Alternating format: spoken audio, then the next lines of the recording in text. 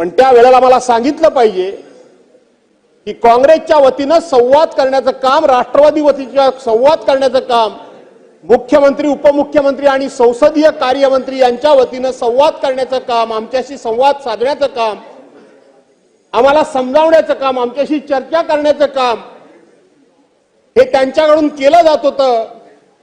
पण आज ज्यांच्याकडे एवढं पाशवी बहुमत आहे, या पाशवी बहुमताचा अहंकार या ठिकाणी दिसला की साधारणपणे ही निवडणूक बिनविरोध होण्याकरता तुम्ही आम्हाला सहकार्य करणार की नाही करणार, ही चर्चा करण्याचं औदार्य सुद्धा सत्ताधारी पक्षाकडे दिसलं नाही। अध्यक्ष महोदय, आम्ही बिनविरोध पाठिंबा करतोयच, पण हे औदार्य असलं पाहिजे।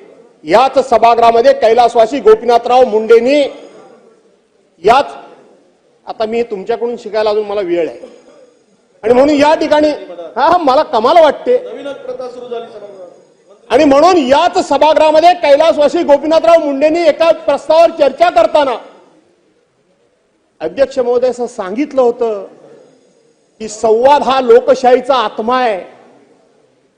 मतमतांतर असू शकतात, मतभेद असू शकतात, मतभिन्नता असू शकतात, एकमेकाचे विचार एकमेकाला पटू शकत नाही, पण लोकशाहीमध्ये संवाद बंद होता कामा नये, लोकशाहीमध्ये डायलॉग बंद होता कामा नये।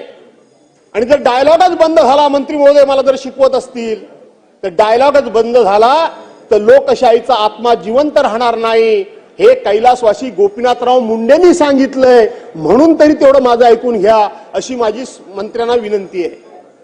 आणि म्हणून आम्ही बिनविरोध पाठिंबा दिला। आमची संख्या कमी आहे हे आम्हाला माहित आहे, आम्ही या ठिकाणी निवडणूक लढवून आम्ही जिंकू शकत नाही आम्हाला माहित आहे, परंतु निवडणूक लढवण्यापासून आम्हाला कोणी रोखू शकला नसता। आम्ही जर उमेदवारी अर्ज भरला असता तर आज या ठिकाणी मतदानापासून सगळी प्रक्रिया पार पाडावी लागली असती।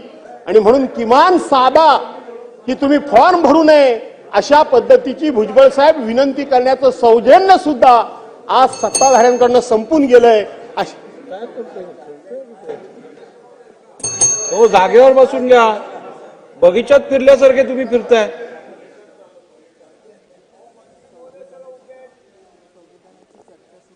आणि म्हणून अशा प्रकारचं सौजन्य संपणं हे लोकशाहीच्या हिताचं नाही अध्यक्ष महोदय।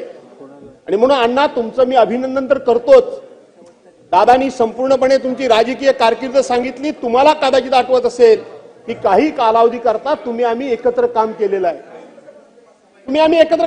आहे, सभागृहामध्ये नव्हे पक्ष म्हणून सुद्धा आपण एकत्र काम केलेलं आहे। तुमच्यासारखा एक छोट्यातल्या छोट्या घराण्यातून आलेला एक सदस्य या ठिकाणी आज उपसभापती झाला, याचा मला अभिमान आहे।